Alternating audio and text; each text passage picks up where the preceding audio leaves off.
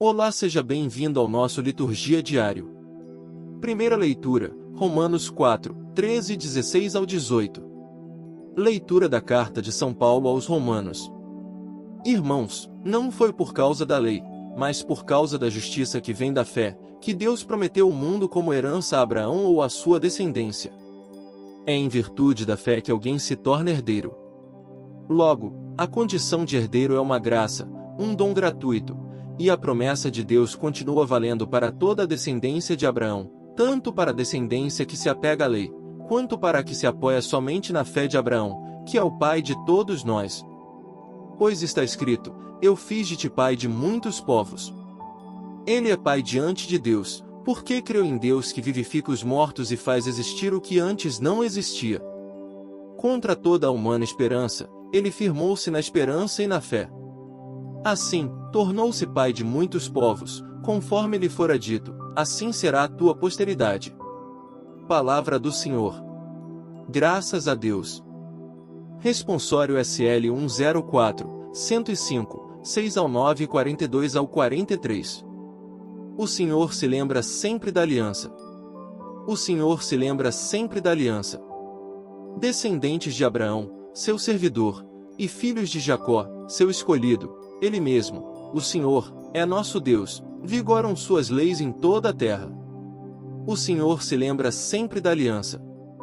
Ele sempre se recorda da aliança, promulgada a incontáveis gerações, da aliança que ele fez com Abraão, e do seu santo juramento a Isaque. O Senhor se lembra sempre da aliança. Ele lembrou-se de seu santo juramento, que fizera a Abraão, seu servidor. Fez sair com grande júbilo o seu povo, e seus eleitos, entre gritos de alegria. O Senhor se lembra sempre da aliança. Evangelho, Lucas 12, 8 ao 12. O Senhor esteja convosco. Ele está no meio de nós. Proclamação do Evangelho de Jesus Cristo mais segundo Lucas. Glória a vós, Senhor. Naquele tempo, disse Jesus aos seus discípulos: Todo aquele que der testemunho de mim diante dos homens, o Filho do Homem também dará testemunho dele diante dos anjos de Deus. Mas aquele que me renegar diante dos homens, será negado diante dos anjos de Deus. Todo aquele que disser alguma coisa contra o Filho do Homem será perdoado. Mas quem blasfemar contra o Espírito Santo não será perdoado.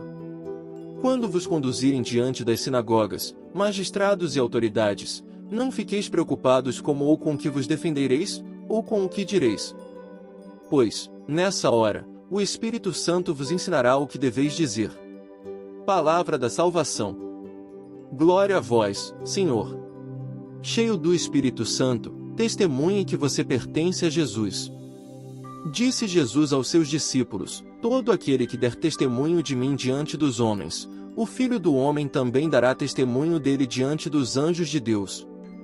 Mas aquele que me renegar diante dos homens, será negado diante dos anjos de Deus. Lucas 12, 8 ao 9. Nestes dias, a coragem de testemunhar Jesus Cristo, mesmo que isso nos custe a própria vida, tem sido o tema central da liturgia da palavra. A fé é o que nos impele a darmos testemunho, mesmo em meio às ameaças que este mundo, muitas vezes, impõe sobre aqueles que vivem uma vida coerente, que vivem um testemunho de sua fé em Jesus Cristo. E quando falo de testemunho, não falo de testemunho do que é feito apenas com palavras, e sim de um testemunho revelado na vida e na vivência. Falo de testemunhar Jesus Cristo, em tudo, revelando uma vida coerente com a fé professada. Em qualquer lugar que nós estejamos, não podemos temer comunicar que somos de Deus, revelar que somos dele e que pertencemos a Deus. Por isso, não podemos temer, não podemos ter medo de testemunhar Jesus.